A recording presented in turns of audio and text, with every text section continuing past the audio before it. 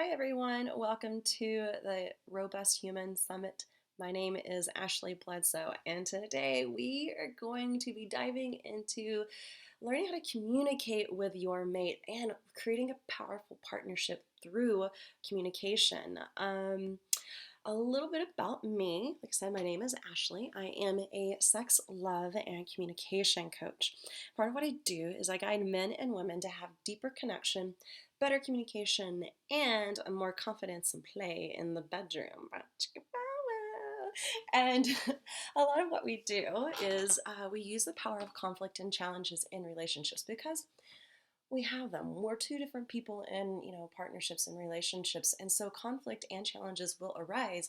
And instead of letting them create destruction, we really can create a way of how we can use them so that we can create a foundation through communicating our needs and so that we can have more peace, more passion, more play in our relationship and in all areas of our life.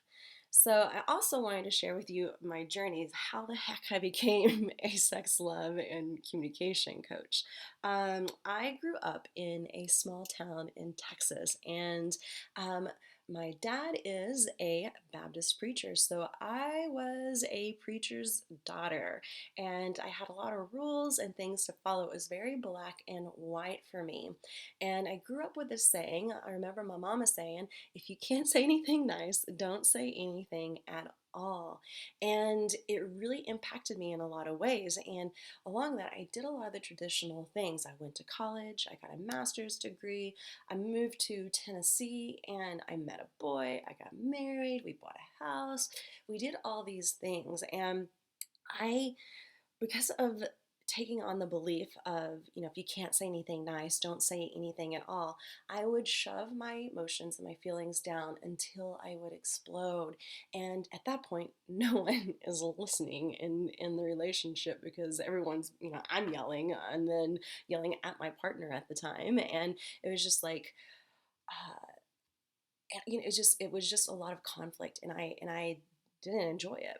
And then, fast forward a few years, my husband and I, we went to Burning Man, and if you don't know Burning Man, look it up. It is one of the most life-changing things. It changed my world and how I viewed it. I saw so many different possibilities of how people related, how people lived, and what they were able to do and create. And in that, one of the things I learned was I am my own limitation. And all of a sudden, having that had my curiosity and my quest to understand more and more about me, more how I see the world, how the world is outside of what I grew up in. And I did things like a 10-day silent meditation. And in there, I learned, which, by the way, if you haven't done that, it's called a Vipassana. And it's 10 days of complete silence. You're meditating 10 hours. And before that, I only meditated like maybe 10 hours total. And I'm doing 10 hours a day for 10 days. And, you get to be in your head a lot and see. And one of the things I discovered was I am in control of my emotions and feelings. So how I react is up to me. And that gave me so much like feeling of like power and no longer being in this victimhood, right? And then where my journey really came in was I discovered nonviolent communication, and this felt so good for me because I wanted to be able to communicate how I felt in a way that created harmony, understanding, and connection, and not like a fight. And so that is a little bit about my journey of becoming a sex, love, and communication coach. And before we dive in, I wanted to really give you the foundation buildings of how to how we learn. There is the unconscious incompetence, which is I don't know what I didn't know, and that was me growing up. I didn't know I didn't know about Burning Man. I didn't know that there was anything other than the way I had learned, the way that I saw the world. Um, Conscious incompetence. I know what needs to improve, but I don't know how to improve it. And then conscious competence is I know how to improve, but I need additional practice, refinement, and feedback. And so, really, this is where we're going to be looking at when it comes to our communication skills with our partner and other people in our lives. Is we don't know what we don't know, and then we know what we know, and we know it needs to be proved, but we're not sure how to do it. And really, what you're going to be learning today is practices how to really grow and deepen your communication skills and your relationship. And then once you have the conscious competence, it goes into the unconscious competence, which is I am able to execute near flawlessly without conscious thought. It's just your natural way of being. You don't even have to think about it. And that's really where we're shooting to end up at. And once again, building some foundation, learning to understand. This is something that was so powerful for me was learning to understand our differences. Men and women are different. We're not only different physically, like we have penises and vaginas. We also look at the world differently, and we interact with the world differently. And a lot of times we make the assumption that we are the same in how we see and interact with the world, and it's not true. And in fact, it's not only with just men and women; it's with everyone. We all see the world differently because of the way we grew up, things that our experiences in life, our beliefs, our values, all these things we see it differently. So if we can remember that we're different and how we can communicate our experience in the world. And we do have our primal essence, and there's hunters and gatherers. Hunters are typically track vision, they're single focus. They come out of the cave, they get out of the cave, they looking for an animal to kill, they kill it, and then they come back to the home and feed everyone. Whereas the gatherers, they more have a diffuse awareness. They can kind of see a lot of things in their room. Everything has our attention, and it's all screaming at us. And a lot of times as the gatherers, we go out of the cave and we look around and we see everything that we could use, and we pull it in to the house so that we can create and nurture and tend to everyone within the household. Now with that, um, here's some guidelines of creating a powerful partnership, some things to do's and some don'ts. And we're going to start out with the don'ts. We're going to start out with the things to avoid in doing behaviors doing in your relationship. One is lie about anything to your partner. Threaten your relationship unless it's really over. Knowingly, covertly test your partner. Call them names in anger, keep secrets, complain about your partner to others, and using words like always or never. I'd be like, you always forget to take out the trash. What are they going to be doing? They're going to be thinking of the times that they remember to take out the trash, right? So really removing those words from your vocabulary. And then some do's, the things that you want to really bring in and practice in your relationship is listen without interruption or defense, actively believe in your partner, create an emotionally safe environment, respect them as powerful, capable, and independent, and remember that we are all doing the best that we can with what we have and what we know.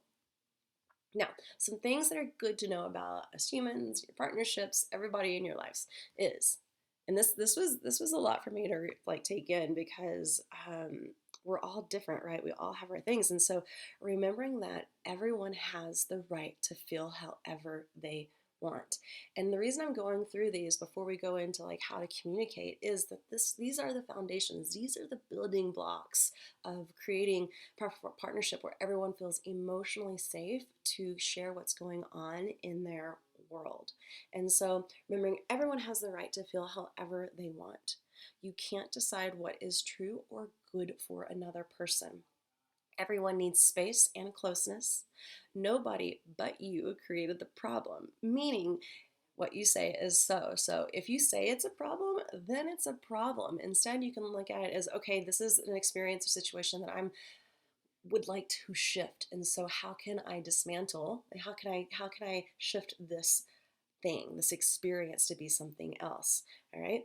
No one can make you do anything. You get back what you put in. No one owes you sex, intimacy, or a roof over your head. And people don't know how they will feel in the future, and you can't control love. So having these as a baseline, that foundation of remembering when you're communicating, people are going to have their own experience and it's valid. You're going to have your own experience and it's valid. And what we're doing is we're going to learn how to communicate it in a way where everyone feels heard, appreciated, and understood. Now, once again, we're going to be learning how to communicate. And this is something we weren't taught. We were taught really how, we were taught to be still, sit, be still, don't cry. Big girls don't cry. Big boys don't cry. We weren't taught how to communicate our emotions and feelings. We were taught to shove them in. And so, what we're doing now, what you're learning now, is to take responsibility of our emotions, feelings, thoughts, and actions. We're learning to listen to our emotions and feelings. We're learning to listen to our thoughts, and then how to express them through words and actions. Now, I love this because this quote is communication works for those who work at it. So going back into that late stages of learning, um, it's something that you just practice, and each time you do it, it gets better and better and better. Just practice, refine, right? All right. Um, so building some communication foundation. So this is where I like to start in a lot of ways of how we communicate, how we see. We have our reality, and we have a perception of reality. So reality is the world or the state of things as they actually exist. And then perception is a way of regarding, understanding, or interpreting something, a mental impression. So reality is what is happening. It's what's coming and what's happening, and then our perception is the story or the meaning of what is being experienced. And then also looking at truth versus accuracy. So I like to, because truth, there, I feel like it can be negotiable at sometimes, for because what's true for you may not be true for me. What's true for me may not be true for you. So where I like to look at it is, how can I create more accuracy in sharing my experience and how I am in communicating it. So accuracy is reporting through your experience, and it allows for more understanding and more connection. So what we are doing, what we're learning, is how to be more accurate in what we're seeing with what reality, what the perception is of that reality, and then how we're communicating it. And one of my favorite sayings, one of my favorite words is abracadabra. And it means, with my words I create. And I learned this with a good friend of mine, Mark England, and some of you may know him. He has a company called Procabulary. And something he teaches is conflict language and architect language, and really how to move from conflict languages, which is a lot of what we're taught, to architect language, which is more powerful, more concise, and it really creates a better understanding for everyone. And the thought model is, our words create stories, and then our stories create our realities. So what we're learning is how to be more accurate with our words so that we can have better stories and better reality, because with my words I create, right? So looking at conflict language, we have soft talk, which is the excessive use of softening words to create ambiguity, uncertainty, avoidance about a concept or choice. And it also is like when we use, like I just did, we avoid confrontation and accountability. Those are words like maybe, kind of, possibility, possibly, sort of. You can kind of see that it's soft, right? They're like trying to like ride the line of like, I don't want to hurt your feelings, but at the same time I feel this way. So that is soft talk. Then we have our negations. Negations focuses on what isn't, can't, or won't be. It focuses on what you want to avoid, focuses on what you cannot do or you're not doing. Those are words like can't, won't, isn't, shouldn't, couldn't, right? And then we have projections. This assigns exclusive responsibility to someone or something outside of yourself for who you are or for who you have to be. It deflects our attention away from internal analysis and change. And that's words like he, she, they, coronavirus, right? And then where we're looking for, where we're going to learn to shift our language from conflict to architect, is creating these words. So soft talk into solid talk. Solid talk creates clear and precise. It gives detail. And then we go from negations to affirmations. What is, will be, and can be. Focuses on what we are looking for and what's possible. And then we have from projections to reflections. It acknowledges what you have created for yourself and your ability to change it. And so the way that we do that is we're going to learn to translate our language. And like I said, this is the foundation of learning how to communicate with your partners and with people in your lives. Because when we can learn to translate and be more accurate, once again, right, it creates more understanding and connection. And so the translation is the process of moving from conflict language to architect language. We have two types of translation. There's direct, which moves from conflict to architect with very little structural change. An example of that is I can't stop thinking about this to I can stop thinking about this. Right? You can kind of see how it shifts. And then indirect, it moves conflict to architect with a creative structural change to the statement. And the way that that can look like is I don't like fighting to removing the negation and creating affirmation. I do like fighting. Is that accurate or not? No? Okay. Then you can shift it into I do like peaceful dialogue. So what we're doing is we're looking at creating the undesired outcome to the desired outcome, so that when we're translating to the from undesired to desired, that's what we're imagining. Instead of imagining ourselves fighting, we're imagining having peaceful dialogue. So before this, I want to give you, so having that as the baseline, going into giving you some framework and like a toolbox of how to communicate, a great foundation structure, like I said, framework. And two things to remember in this before we go in is learning to, like listening to learn and understand. So this is like the basis of these frameworks, and is listening to learn and understand versus listening to agree or disagree, and then practicing verify and clarify. So a lot of times we can say something to someone, or someone says something to us, and instead of assuming you think you know what they're meaning, you can be like, okay, I'd like to verify and clarify. Is this what you meant? Yes. Cool. Great. Okay. Or no. No. Okay. What did you mean? Can you clarify and verify so that I'm on the same page as you? And then these tools you can use for like to communicate difficult feelings, emotions, and have difficult conversations. So these are those things that a lot of times when we want to communicate, we can create conflict. And so these are going to be ways of helping you create peaceful dialogue, right? And learning how to share and really like what you're experiencing, and everyone feel heard, understood, and connected. And so what these tools do, they help create a space for both of you, once again, to feel heard and understood. And then with someone who is not familiar with the framework, so you may be watching this and you want to use some of these with your partner at home.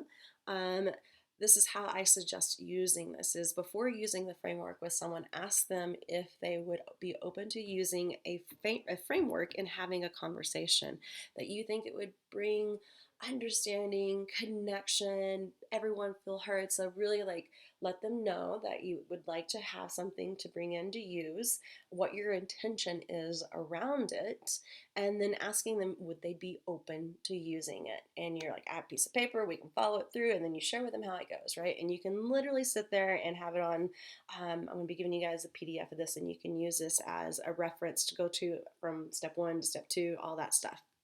So the first is ask for permission, ask to interrupt. So when you ask for permission, it allows people to be open to hearing. So instead of just coming into the room and just start talking about what's ever coming in, it's learning to ask for permission and ask to interrupt. It's, hey, I would like to share something with you. Do you have a moment? Do you have about 5 minutes? Hey, I have something that's coming up for me. Would you be open to hearing it? I'd like to share something. So you're really asking them for permission, and you're asking to interrupt where they're at in the world, because they could be working on a slideshow. They could be working on posting something, right? So they're on their train, and then it allows you to come in. And if they say no, that's okay, right? Like, oh, okay, great. When would be a time that you have that we could chat more, right? So it's like asking for permission, ask them to interrupt, being okay with the no, and it really allows people to be open to hearing. So they're setting the intention of like, okay, I'm stopping what I'm doing and I'm being present with you, and it allows them to be less defensive overall. Another tool framework you can use is when someone is expressing anger. So in this, once again, practice listening to learn and understand, because a lot of times when anger is being expressed, it's because there is an unmet need occurring. And so what you can do in these moments is repeat what they are sharing with you. So they're going to say something and you can say, okay, what I'm hearing is blah, blah, blah, blah, blah. Is that correct? Yes, no. Okay, if it is, then they're gonna, okay, is there anything else? And they can continue going. If they say no, then have them be like, okay, what, can you clarify and verify, right? Can you tell me again what you meant? Oh, okay, cool. And then repeat, what I'm hearing is this, is that correct? Yes, okay. And keep asking them anything else until they are done. And then when they're done, you can ask, what is it that you need? What is it, how I can support you? And really what you're doing is, there's so much, like a lot of times in anger, like I said, there's the unmet need and we're in a lot of our head, and allows, when we're sharing the things that are coming up for us, it can help the person that's expressing anger get down to really what they're experiencing and what they're needing. And then you can go from being able to support them in that, or helping them support themselves in what they're needing. Now, this is a fun little tool I like to use that gets a lot of smiles and proud chest and just fun times of appreciation. It's withheld appreciation. And a lot of times when we give appreciation, it's like, oh yeah, I really appreciate you that you checking all the email or taking out the trash. It's very generalized. And what we're going to be doing is we're going to bring this experience down and really sharing what you appreciate about it. So, and this can be done, I highly recommend doing this with your partner, and then also with just anyone in your life. It really is an amazing thing to do. And it's okay, so the steps of this is recognize the moment you want to talk about.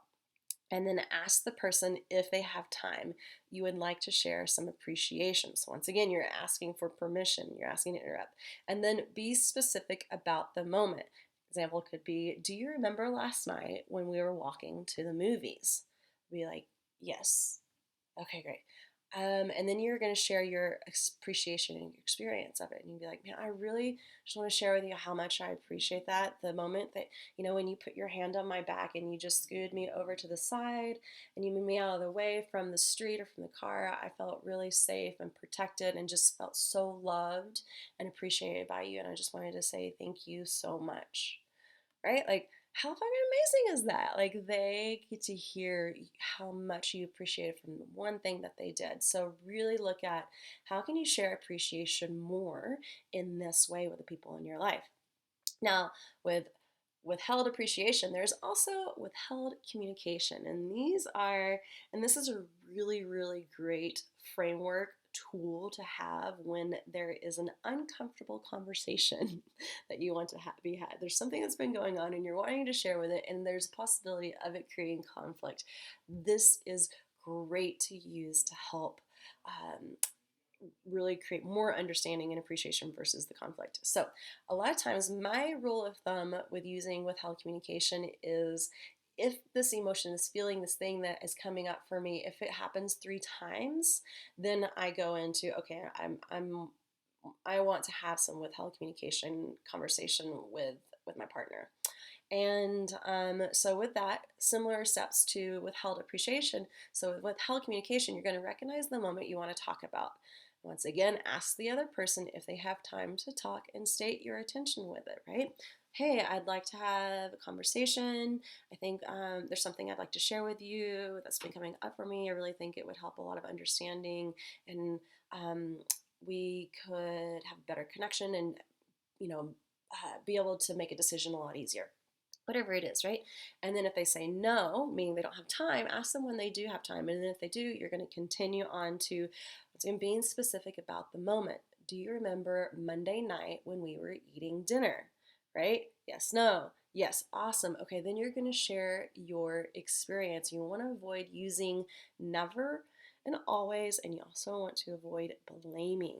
So a way that would look like was, okay, so Monday when we had dinner, I spent a lot of the day cooking and I was really excited to spend some time together. And when the phone rang, or when a text came in, and then you spent a lot of time on the phone, I just, honestly, I just got really angry and upset that I had this intention of this and I didn't speak into it. And I wanted to really have this time together. And I know you had a lot going on, so I just, I just really felt upset and sad because I had done this. I cooked this meal and I wanted that time together, right? So it's like you just sharing from your experience of like, okay, the behavior that happened, getting on the phone, and then what was experiencing from that. And then once you share, ask them what they experience was like, what their experience was like hearing that.